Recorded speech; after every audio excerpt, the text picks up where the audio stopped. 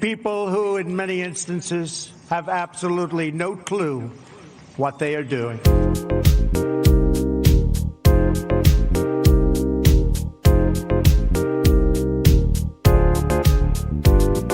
The Marxists, the anarchists, the looters. Thumbs up, everyone. It's Inane Blather, episode 109. So what is that, Cien y Nueve? Nice. With the fake economist, Demo, and Natalie, who was recently had a pretty contentious interview. Where have you been, Natalie? Are you pro-slavery, Natalie? What the fuck are you talking about? I didn't know where to get those in, so I just wanted to do it right off the bat. Shout out to Danae. Thank you for sending me that. Oh, that's so funny. We're going to go over Natalie's pro-slavery platform. She's running for governor of Washington. Number one, slavery. Number two, People have to flush their toilet 15 times. Exactly. And all teachers should be forced to say The N-word! so. We're going to go over that if we have time. It might be a little shorter. I mean, it's just such common sense, you know. I think we're all pretty much on the same page. Like I say, most Americans agree, you know, on a lot of these things. And those are the kind of things that Americans care about that I want to run on, you know. So thoughtful. So thoughtful.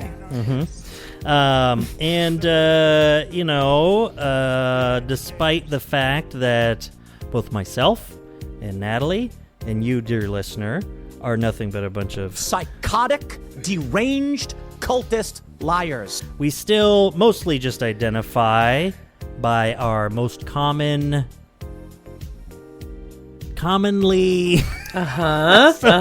descriptors, blah blah blah. Headstrong, stubborn, quibbling, self-centered, vindictive, obnoxious, hormonal, sexually preoccupied, evil, thieving, cross-dressing jerks. Nice. Yeah, I mean, Natalie really forced me to sit and wait and stare at my computer before we started. So I was on. I was firing on all cylinders. Synapses just electrifying.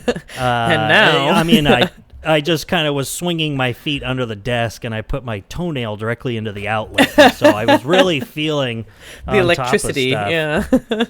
Yeah. But now I'm trying to get the words out correctly, and all I can think is, Oh, how I wish I could believe or understand that. But, how's your day? How was your week? Any news? Anything interesting? well, yeah, so it's a good day. It's a great week. Been, just like I usually say, I'm like, just so fucking busy and all this kind of stuff. But today was a fun day for a lot of reasons. The weather, first and foremost, of course, like I like to start with. It was felt like a springtime day. It's been kind of a strange August. Same here. It absolutely poured rain like twice today, like really big fat drops, just like, what the heck, it's raining, and then the sun would come out, and then later it's, what the heck, it's raining again. But then I walked down to the river this evening, and it was a beautiful, oh my goodness, what a beautiful evening. So really sunny and all that, so that was nice. Some big news. Yeah, I know. It's really nice to live over here sometimes. A lot of the times. No, it did feel. It's funny. It was kind of springtime, or the transition of fall kind of thing here too, because it was like 77 and really windy. Off and on. Yeah, it was really windy as the sun went down too. So I was like, oh yeah, this is what it's like over here. That's right, I forgot. We've just had 100 degrees every day for so long, and then things have really been going up and down. But okay, well, boring, but I do have some exciting news. Because I have some very personal shit to talk about. If you interrupt me again, I swear to God, you will be paying for it for a long time. Sorry. Nope, Go that's ahead. exactly what I meant to say. Thank you, Tim. What I was going to say is Kelsey and I, well, it's just very exciting. We're running for president. Yep. We went Oh over my it. gosh, yay. No, so the house next door to the Beaver Den, our home, is it's been our dream home next door. It's a piece of shit that's falling apart. It's full of garbage and trash and overrun That's what by my dream home was morning like. glory, and it stinks. And we just put an offer on it. Actually, it really has been like a huge dream of ours to like have a, kind of a compound situation here. And there's 2 houses on the lot. Yeah. There's a gigantic shop in the back. Like we're really, really And you excited. mean like next door? Right next Directly door. Like we want to, we cannot Like you can wait. push the fence down. That's like what we've been Yeah. fantasizing about is tearing down that fence. There's like so much stuff. Like you've been there, you've Yeah, seen. true. I mean, it's like fridges and PVC and everything is full of everything. Like we went back there and looked Mm-hmm. at it, and it was like there's kind of a mess of like garbage, like trash, not just like stuff. And it was like, yeah, it's probably from Refuse. those raccoons. We've seen them Rubbish. around. And he's like, oh geez, I didn't think the raccoons would be making such a mess. And I'm thinking, yeah, I'm sure those raccoons parked these 6 trucks back here and brought in all these old fridges and stuff. But and like this, like absolutely, Because I look at that and I'm like, oh yeah, it seems pretty creepy. there's like a huge shop on this thing. It's like really like a that's big right. deal. That would be Yeah, isn't there like a Quonset hut back there? Or it's like a something? rounded sort of thing that's like it has Yeah. electricity. It's actually plumbed in there. Then there's 2 more outbuildings. We have a big yard, but his place is like all like stuff and like gravel and like 2 homes on it, but it's like it smells like a gas leak in the front house, like really pretty bad. And Ooh, like the back boy. house, it's like it's hard to say things, because people live there and you don't want to be like, bitch, you live like this. But Yeah. also like, Yeah. yikes, like I feel bad, like I feel sad Just like, for have you ever seen this meme? Yeah. With like the guy from a Goofy movie. yeah. No. Okay, never mind. Never Good. mind. Yeah. It would cause you too much self-reflection, I think. But it's like really like a not very well Project. like loved home. You can really feel the Yeah.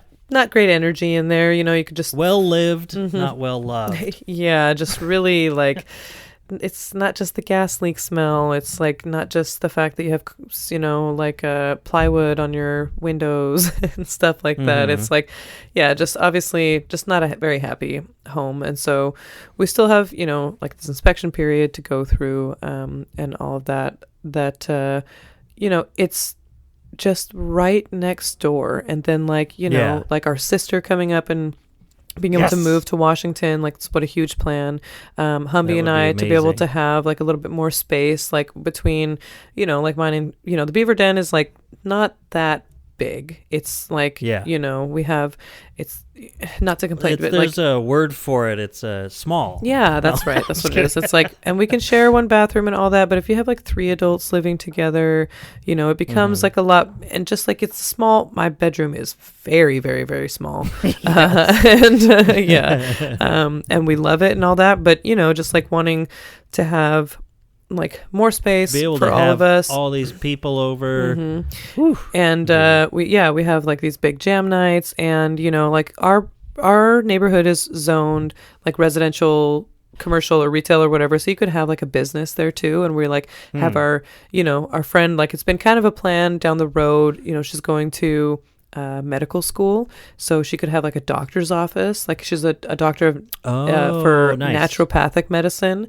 She's going Yeah. to the school here, Bastyr University.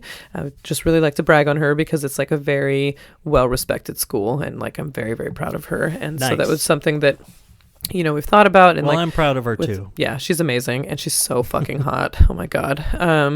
I said I was proud of her. Yeah. And so like the option, and so anyways, we're going to be going and looking at the house later this week. We're really excited. We've gone through it the one time, and it was just kind of shocking. at how much work still needed to happen. So Humby and their dad are actually coming on Thursday. And their dad is a contractor like for his whole life. And so he's going to like come and walk through it with us and see kind of what he thinks. Contractor. Mm-hmm. Yeah. So when your term's up, you know what happens. But it's been really, really exciting, super scary to think about. You know, if this is what you can see with your eyes and smell with your nose, imagine what's underneath some of this stuff. And like the gas leak smell is like a real, very big concern, of course. For sure. But it's really exciting. This has really, truly been what we've been dreaming about, you know, since like when Kelsey moved in before me. And then when I moved in, we would talk about it all the time because of combining the yards. It's like a huge part of it. It's just having those extra outside like sheds and stuff, and then being able to finish our shed in the back and take out all of like the tools and make it like a living space of some, you know, to some degree, and like being able to just have like more people here, have this kind of communal type living, have a space for, you know, our friends that need to use a big kitchen or something like that, you know, like in the back, big shed, you know, there's like a huge, I mean, there's like, oh yeah. But also, that's oh my God, That's so fucking full, so fucking full of stuff. But we would have until like June for him to clean it up and all this kind of crap. But, you know, it's exactly, you know what I'm talking about, like stuff just like you have to like pick your way around and like be like can I go this way, and like outside there's all this morning glory just growing over everything, which is this vine that is it'll suffocate anything. It grows here, it really takes over. So it's like morning glory and spiders and, you know, all this just growing on all of the, you know, 2 feet deep of PVC pipe that's here and there. 2 feet deep PVC. Yeah, it's really something. But you know, and thinking You're about just walking around and trying to be careful. It's just constant. Just oh shoot! No, sorry. Seriously, oh, man, I'm sorry. No. It's sorry. It is like that, but then thinking about how much we could bring like good life to this property, and like, you know, who knows what's dripping down into the earth from all these things leaking all over. It's like, it would be really nice to, you know, give back to the earth. Like our yard, we were really trying to do more with like native landscaping and flowers for the bees and all that kind of crap, and crap for the birds and all that kind of junk and whatever. Bird crap. Yeah, they're loving it. You know what, especially I'm such like a naturalist, oh my God, because I like to crunch up tortilla chips and throw them for the for the crows, and they love it. Oh my God. Crows are cool. We had a bag of like, there was seriously like 24 crows in our front yard. It must be like these kind of young guys, but we had a bag of tortilla chips from the store that had a small hole in it, so they were all stale like the day after we got them, and it was like, oh gross, I'm not gonna eat these. So then they're chewy. Every day I would just like crunch up a couple handfuls and like throw it in the front yard, and I can watch out my window in the office, and it was like a bunch of young crows would come, like a bunch, like I'm saying like dozens of them in our front yard. It was like, whoa. Murders. Yeah. Murders of crows. A witch. So anyways. Well, I hope you know, since, you know, you want to do this and have that communal lifestyle, and you guys are, you know, hippies and whatnot, morning glories have psychedelic properties. You take morning glory seeds. You boil them. You can kind of get the seeds and turn them into a paste, and they contain pretty much LSA, like a precursor to LSD. Okay. They will kill you. Most likely make you vomit. And little ayahuasca it's pretty action. Brutal, yeah. But yeah, they're psychedelic. I mean, I remember reading all about it in the electric Kool-Aid acid test. That's what they would do.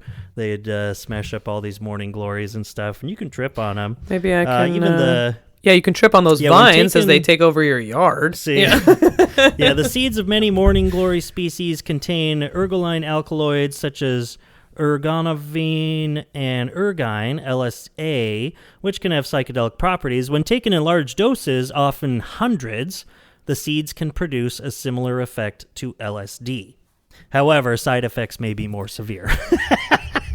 But, it's natural LSD. Well. Just so you know. Do not take my advice. This is not a medical podcast, but either way, hopefully one thing after another, putting in some work, figuring this out, and one day soon you'll be able to point at that house next door and say, Owned. Consider yourself owned because Nice. you are. there we Nice. go. Nice. Yeah. Oh, yeah. And you can thank RM Brown for it. I thank R.M. Brown for everything. I thank him for my life every morning when I wake up. Yes. Yes. He's the one Our who gave me the sweet idea Lord and about Savior. what to run for office, like those platforms Yeah, that you that's mentioned. true. Mhm. That's true. Totally R.M. Brown. Yeah. Oh, and one of my favorite people. Oh, she's so smart. I hope she's around. She's Here I an am. incredible woman. She's a brilliant woman, doesn't get credit for it, but we all know about that stuff. So, completely different track here, and congratulations. Hopefully, that can, not be a massive pain of a project. I mean, there's a lot to do, but it could be worth it either way. Mm-hmm. Hopefully, you can get something worked out there. Yeah. Yeah, it's definitely To completely yeah. change tracks. So I saw this tweet here. If you're below a certain age, you might not remember how stupid it was when the Da Vinci Code was first getting huge. Did you ever read the Da Vinci Code? I tried to, but I just couldn't get into it personally. Yeah. But I feel like it'd be a compelling kind of mystery sort of thing. But Yeah, sure. I mean, it was huge, though. I mean, it was Totally. huge. I mean, Tom Hanks was in the movies and stuff like that. I remember Mom read it when it was first out as a bestseller and stuff. She really liked it.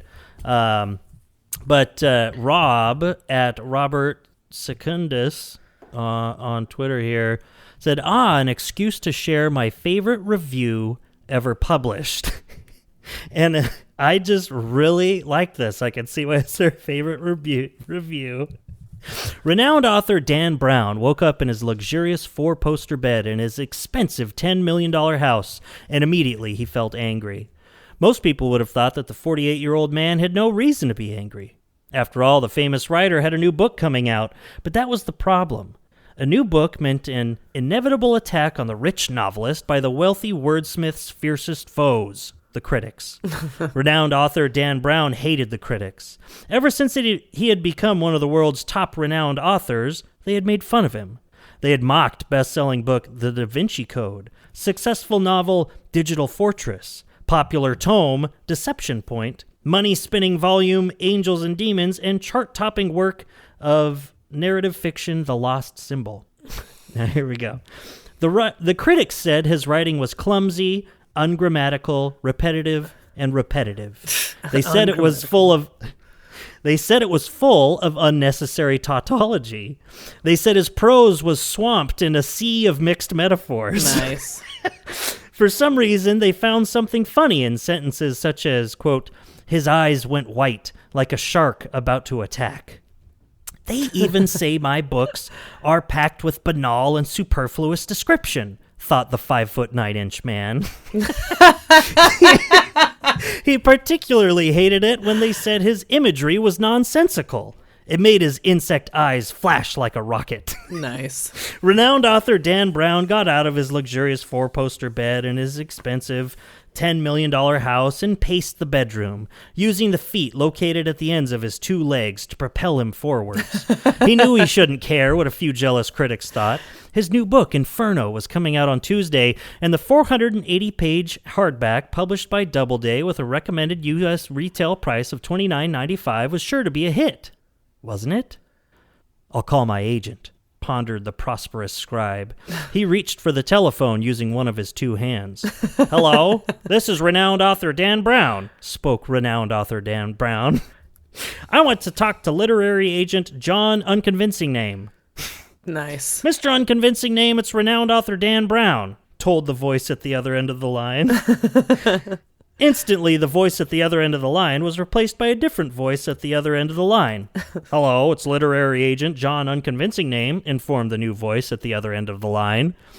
Hello, Agent John, it's Client Dan, commented the Pecunious scribbler. Whoa. I'm worried about the new book, Inferno. I think critics are going to say it's badly written. The voice at the other end of the line gave a sigh, like a mighty oak toppling into a great river, or something else that didn't sound like a sigh if he gave it a moment's thought. Who cares what the stupid critics say, advised the literary agent. They're just snobs. You have millions of fans. That's true, mused the accomplished composer of thrillers that combined religion, high culture, and conspiracy theories. Let's see, there's more. His books were read by everyone from renowned politician President Obama to renowned musician Britney Spears. It was said that a copy of the Da Vinci Code had even found its way into the hands of renowned monarch, the Queen. He was grateful for his good fortune and gave thanks every night in his prayers to renowned deity, God. Renowned There's deity. a lot more to this, but I just like, that's amazing. You know, it's with what was it? Yeah, they even say my books are packed with banal and superfluous description. Thought the 5'9" man. Yeah, that's really funny. I never read it. I don't know. I mean, I guess the book didn't really strike my fancy, but that doesn't mean it's because it's bad. But I am a huge snob, so it probably was bad. Yeah. I mean, it's just like kind of how, you know, I mean, probably even more so, but it's like Harry Potter was huge. But in terms of like, that's a kid's book, though. You know, good writing, it's just like, it's not the best. You know, you put everything aside. Definitely gets better as she writes, but also, but then it's more. Written it gets for less children and less too. for kids. Yeah, like for the sure. further you go into it, kind of grows so. with, you know, the audience. Kids. But yeah. I would say the first one, it's like it's definitely not about the writing. It's just like a fun kind of whimsical story that was definitely never about her as an author. More about just like a fun, like what a fun world to live in. Of course, like Harry Potter was like, I remember reading it. What a wonderful world. Yeah, very, very, just. You know, like what kind of kid wouldn't want to go, especially a kid who hates their life, get an owl and get called to go do magic in a magical beautiful school for wizards. Yeah. And you're the chosen one. Yeah. And you know, a classic everyone knows who story. you are, you know. And, take the hero's journey as a wizard. And you immediately make two really good Sounds friends, good. and all these dumb losers like me are like, oh my God, what a fantasy that would be. Friends? Yeah. Instead of like, Where have you been, Natalie?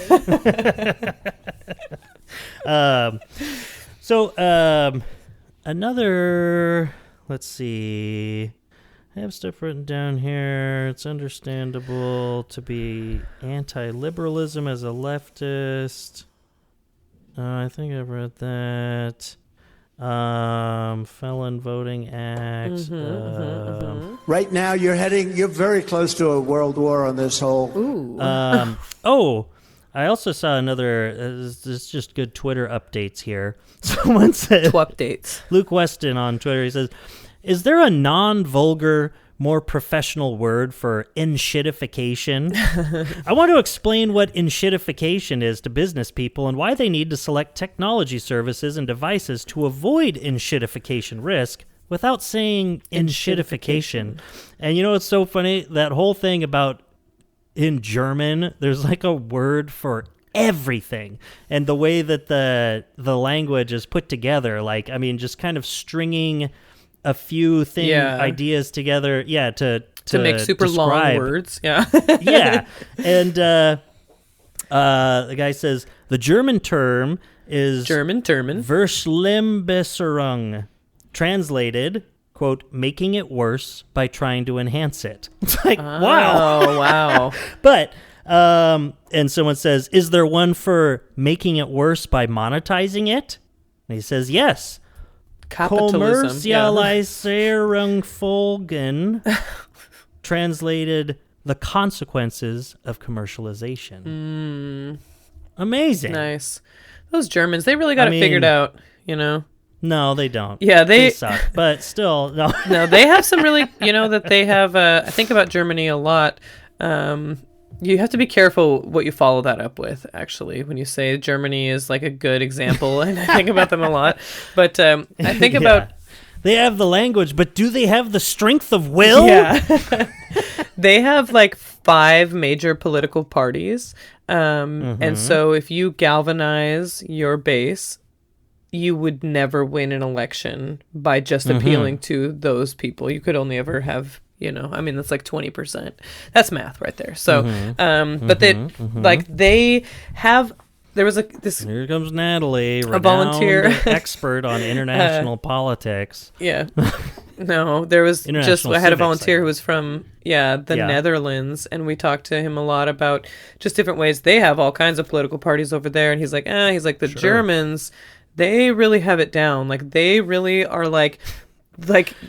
The Germans really have it down with their political parties. I know. It's like, but we're talking right now. We're talking about right now. Yeah, I know. But about like how they want like a very like a representative democracy, and like they really take that seriously, and just like the ways that they're willing to, which is a big difference. Like America, what really holds us back is this goddamn Constitution. The constitutional originalists are seriously what is making us this hellhole that we are. It's, something other countries do that they're constantly like updating and like changing and like listening to the social sciences and the hard sciences and all these kinds of things. Yeah. Instead over here, we're like literally the only people who should be able to vote are like white landowning men. Like I'm a constitutional originalist. The Constitution can suck me from the back.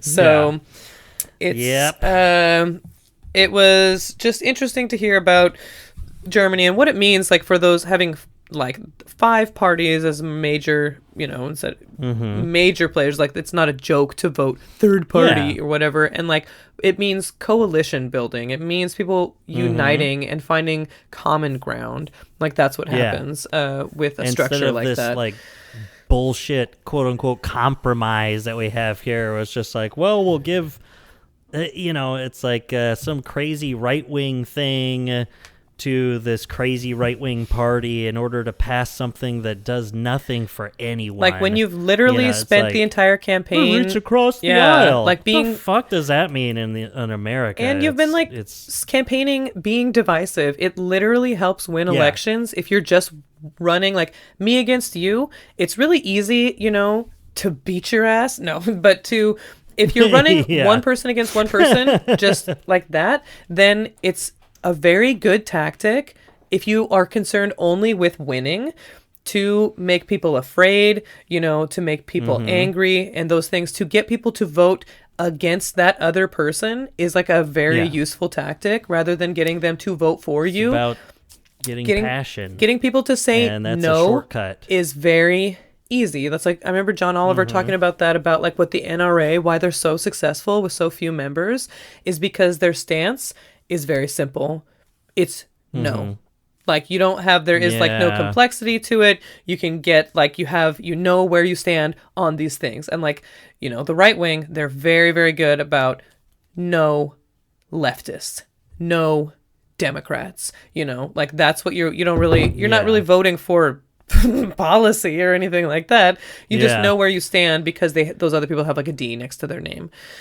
So and you can take those take like some sort of broad thing, this reaction of no, and easily place so many things into it. That's like the whole, since Reagan, the idea that's like foundational to the modern Republican Party of like no regulations, just in general. Regulations are bad. The government and the fact is the that it's been repeated so much that it's like part of like, economic thought in the U.S. where it's like, well, but that's more regulations. Yeah. Regulations make things more expensive.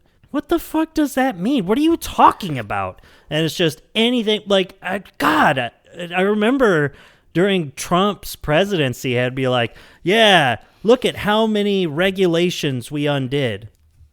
What? You're just talking about the number of regulations. What the fuck? What are you talking about? Like it's not. It's just so yeah. It's just easy to be like, hey, well we undid 500 regulations, so that's good. That's it. One of them had And to do with people are clean like, drinking that's water. good because we know that Yeah. regulations are bad, and we say no to regulations because it makes life bad. No, Yeah. it doesn't.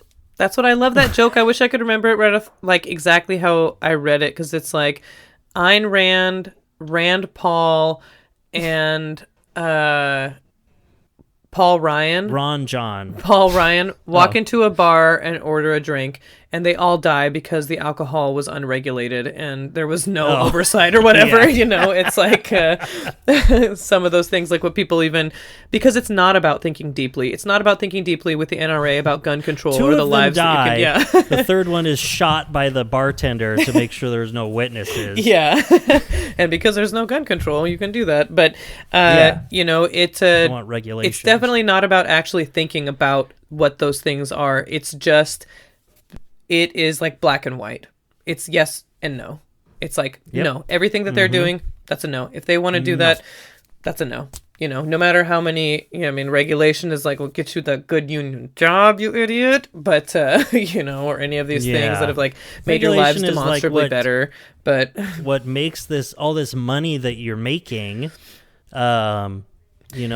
makes it so literal 6-year-olds aren't going down into coal mines anymore. You think that's what are you on the pro side of child slavery or something? And that this money that you're so that is so important to you isn't just taken from you like constantly. Is because of regulations, because of government intervention into the markets is the only thing that would that holds the market together and keeps it from crumbling into anarchy in a derogative sense, not the the real political meaning of philosophy or economic setup. But yeah, and and things are just going to get worse here.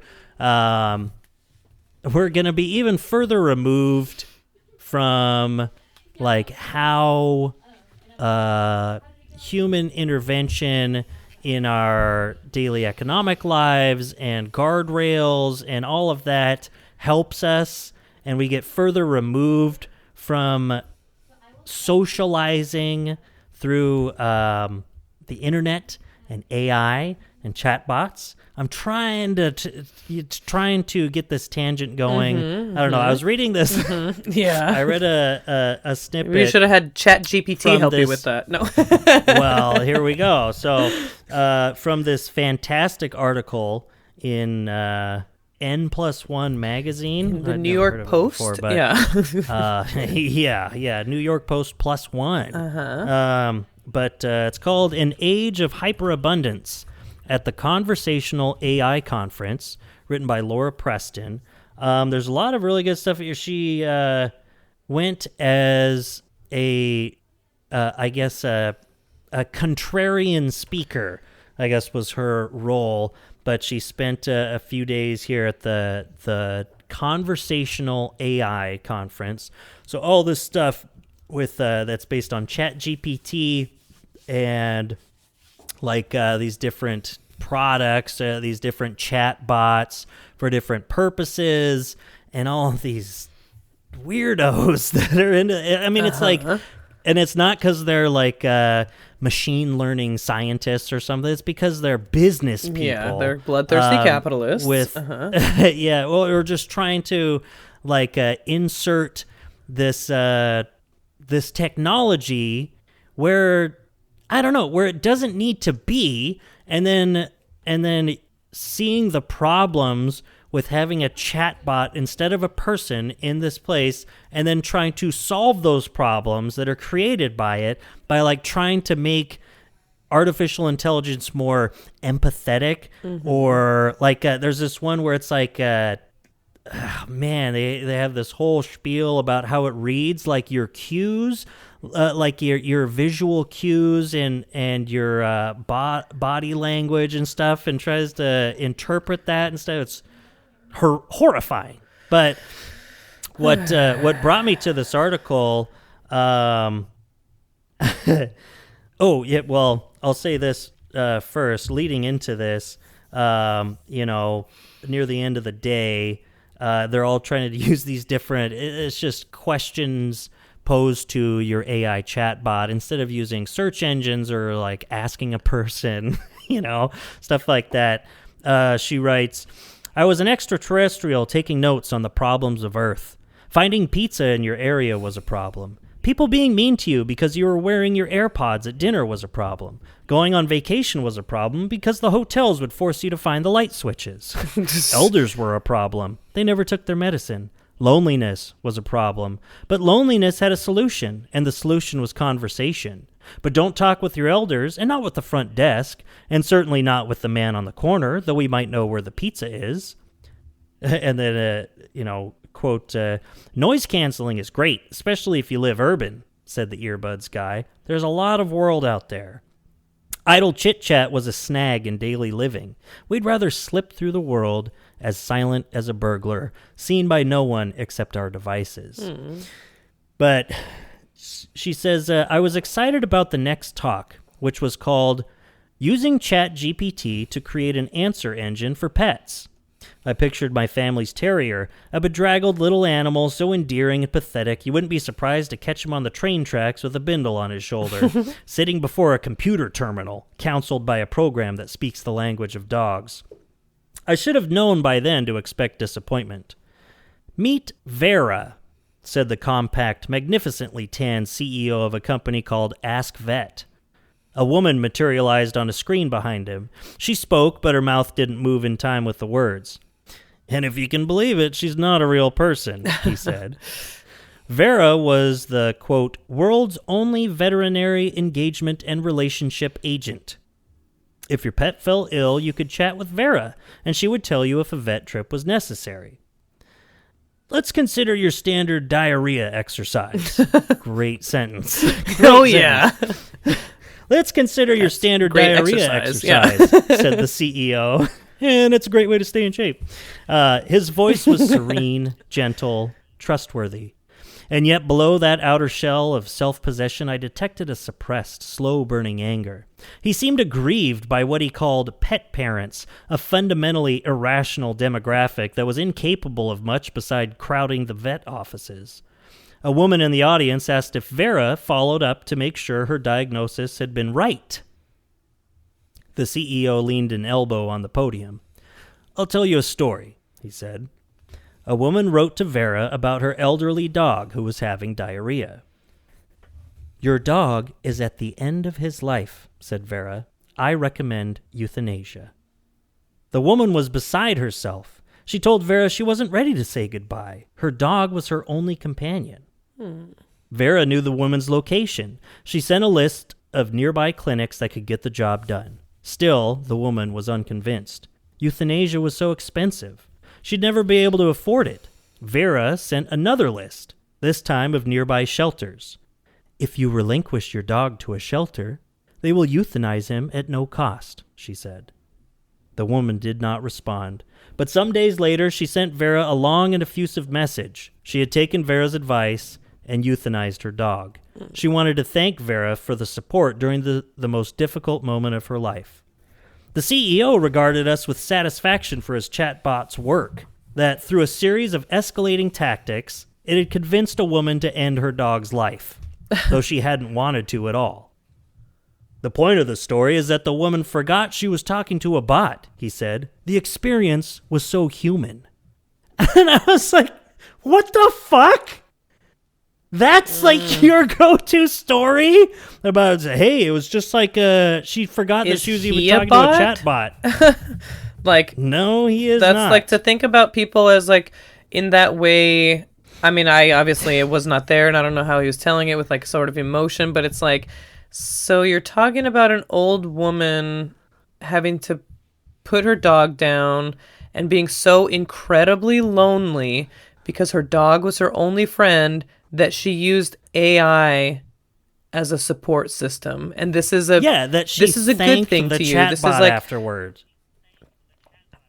that people are so lonely that you can make money off of them with your AI. That's like what you're getting out of it. Not like maybe we should be investing in like community spaces, especially for elderly people, so people don't have to be alone, and some of these things, it's like, like, hey, losing a pet when you're lonely, what a crushing sort of thing. That's like literally for some people just truly, I mean, some people don't ever have like biological children, and the animals that they have in their lives are like such a huge part. They mark milestones in your life, like for the times that you had them, and They're for him to family be, that's members. like, like, my guy, you're talking about your robot that, like, I mean, for sure, that's really nice to have like a helpful, maybe like more cold perspective, because the AI doesn't really have a feelings of like what this feels like, and it can be a very difficult decision to make, of course,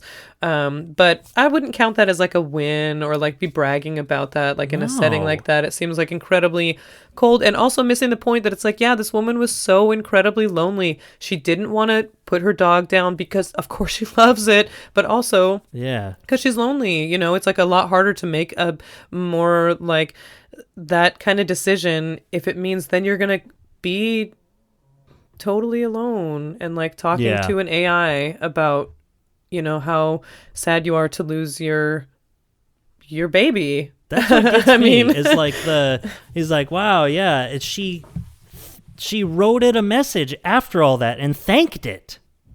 AI. I want to hug this woman so incredibly bad. Yes. Oh my god. And it's like and that's a big part of all of these, because it's in this article, and it's really interesting, is because it's conversational AI, or chat bots, but about how a lot of it is trying to tackle like this disconnect that people have from other human beings, loneliness and stuff, or like AI chatbots between before like a therapist or something like that, like. But at the same time, I mean, the way that she writes this article is really great. I recommend it. There's no paywall or anything from what I got it here. She said, I needed a break. The day before, a booth on the exhibition floor had been giving away full-size Tony's Chocolonely bars, so I went looking for one of those. As I navigated the rat maze in search of my treat, I came face to face with yet another synthetic person. There was something uniquely inept about her appearance. She was diminutive, perhaps about 2 feet tall, with proportions I can only describe as atonist. I'm not smart enough for this. But broad hips, narrow shoulders, long willowy legs, and a thigh gap wider than the thighs themselves. Her arms floated beside her, governed by Martian gravity, and again, the proportions were aberrant. The first 2/3 of each arm was an arm, but the remaining third was all fingers. She wore a white doctor's coat. Around her neck was a stethoscope. A real man came up behind me. He was small, about my height, and in his 50s. This is Catherine, he said. Chatty Cathy. Is she a physician? I asked. Yes, said the man, whose name was Nori. Quite qualified, I'm told. Talk to her. I wasn't sure how wise it was to solicit health advice from a metahuman whose creators hadn't mastered human anatomy, but she was, after all, wearing a stethoscope. Nori shushed me. Don't tell her about your ailments, he said. That's very personal. Kathy, who are you with today? Kathy stared at us silently. Her irises were completely encircled by the whites of her eyes, which gave her a look of permanent startle. The Wi-Fi's slow, said Nori. Who are you here with, Kathy? I repeated, but Nori diverted my attention to another screen. On this screen was a male avatar, much like Kathy in style and comportment, with broad shoulders and well-developed pectorals. My team made him for me, Nori said with a salacious little grin. He answers questions about my life. It took me a moment. Oh, it's you! Yeah, I asked for a swimmer's build. I had never been bothered by the singularity of my body. The consensus of this conference, however, was that making your synthetic double was something you should want to do. Yeah. Let's see. And, okay. Today, I'm here at the Project Voice trade show with my Code Baby colleagues, bellowed Kathy. We're all excited to discuss the potential benefits of conversational AI and avatars in healthcare. I still wanted to ask a medical question. Tell her your cholesterol's over 300, Nori said, and I did. I'm not a doctor, said Kathy, but if your cholesterol is high, it's important to consult with a healthcare professional.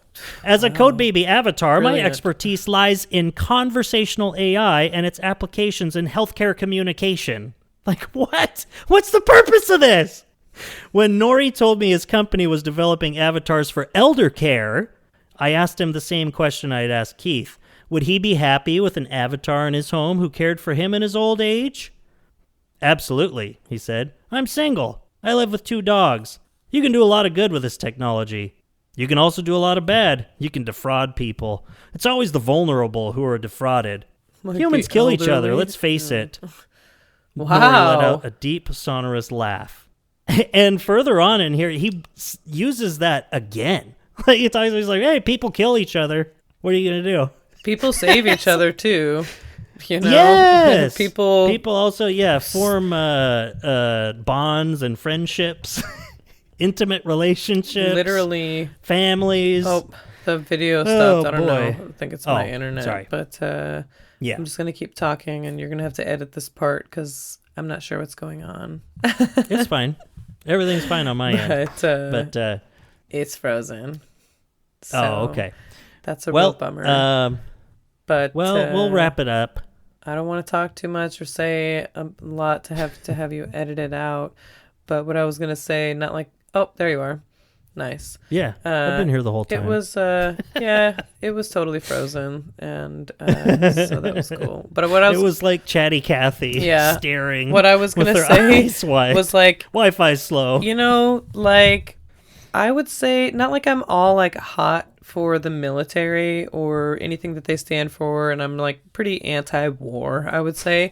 But you know, some of those guys, like, and gals, and theys and thems and all that, like literally lay down their lives for each other and for like, like, I mean, if we want to talk about like a really great example, like in World War II, like people like really truly giving a shit about other people, like truly not, I mean, they were drafted, but also, I mean, like people really caring and like being extremely brave, like amazing. Sure. Like it's like incredible. Brave as you can get. I mean, and people in Firefighters do it every That's what I was gonna say. In fucking day. day-to-day lives, like people will stop people about to drown in the river, people doing all this kind of stuff, you know, like literally people shielding. That guy at that Trump rally literally saved his family from getting shot and killed. He like threw his own body in the way of like a bullet for his family. And then this guy's like, well, I guess that would be his point. People kill people, and it's like, yeah, but people actually probably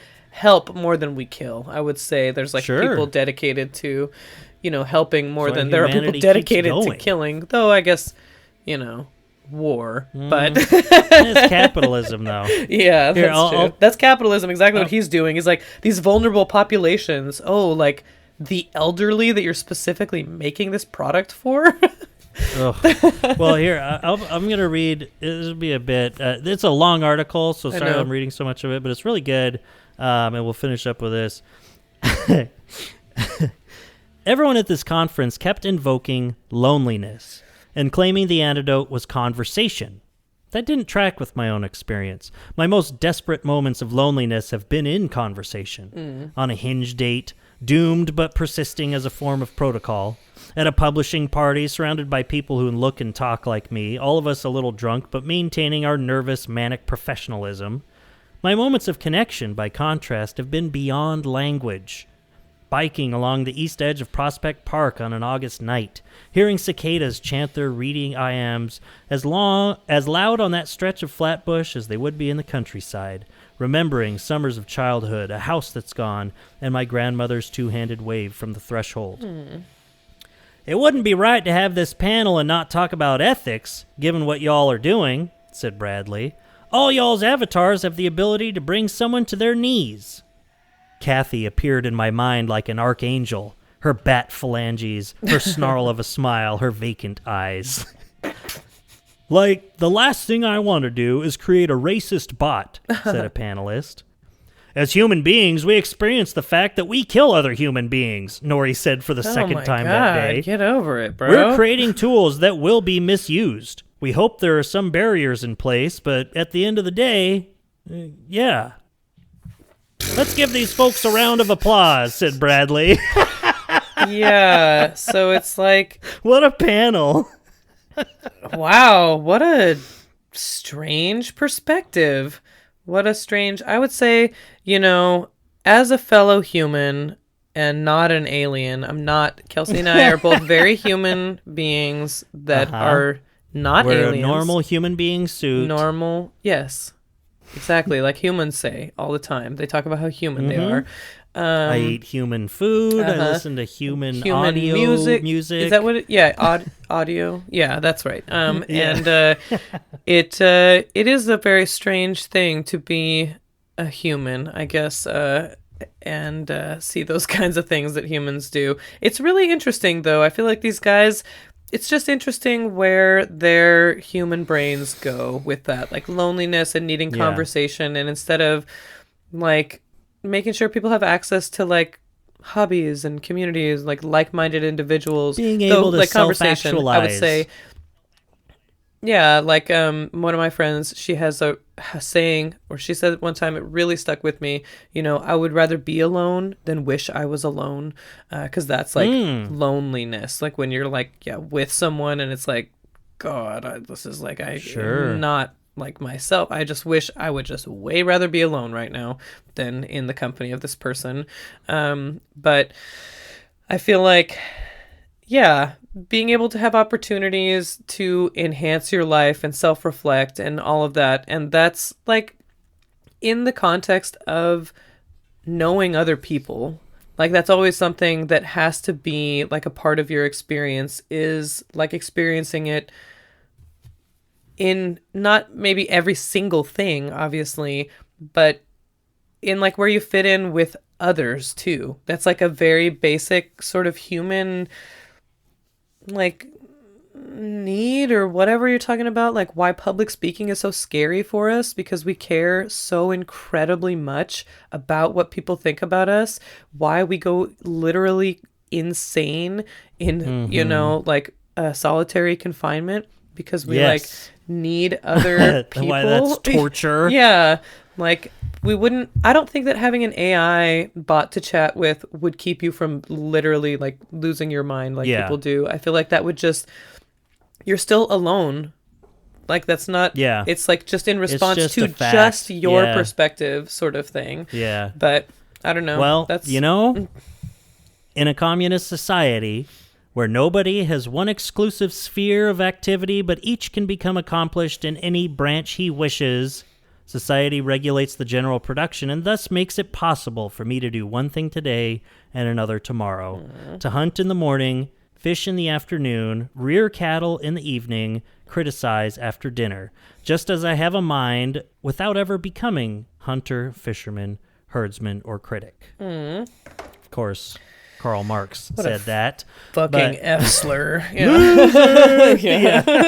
But yeah, that's been kind of my thing. I've said it for a while now with all the talks of AI. Mostly just boring. No, Same. no. It's my thing. I remember talking to someone about this. I'm like, there's so much potential for, you know, progress and efficiency and production and stuff with like artificial intelligence and this, you know, machine learning that we have. Why is everything about trying to make it seem human?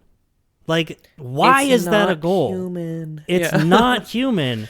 And no matter how good, and it's like, I don't know.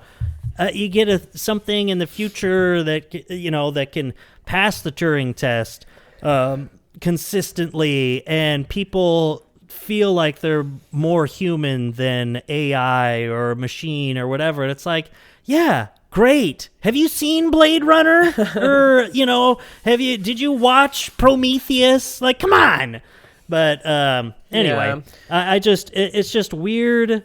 It's just a weird goal that develops with all of these people who are trying to push AI forward. And I don't know if that comes from, the people who are good at doing this stuff are very intelligent and they aren't normally socialized, and so that becomes a thing, or if it's because it's business and commercialization standing in the way, or why people are like, just the entire idea of course, as soon as chatbots and AI visuals start coming up, it's like, yeah, there's going to be AI girlfriends. Like, it's a funny thing, but at the same time, it's like, why?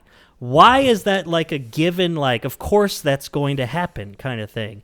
Like, that's not good. That shouldn't be a goal to make this, fantastically newly efficient way of computing things, of computing information. We shouldn't be trying to make it more human. Humans are human. We've got more than enough humans around to be human with. And we're amazing. There's 7 billion people on the earth. So like, we can use it as a tool, and it's like, I saw something where it's like, why are we immediately like replacing artists and like this like conversation when it's like that AI could like be telling us how to clean up the ocean or whatever. Like, it's like you can just like use it, all this computing power that it takes to use, and we're using it on like, I am here to talk about healthcare. It's like, that's exactly what you want to feel like, a healer talking to you. Like, like this is what people want more of in medicine, is like a more of a distance from their healthcare professional, to feel like you really just don't give a shit.